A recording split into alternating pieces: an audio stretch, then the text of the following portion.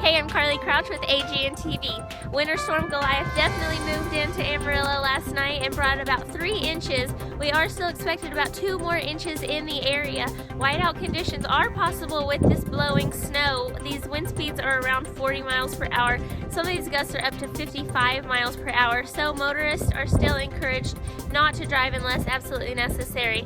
You can continue uploading your photos on new media at Amarillo.com, and while you're there, check back on the blizzard weather updates.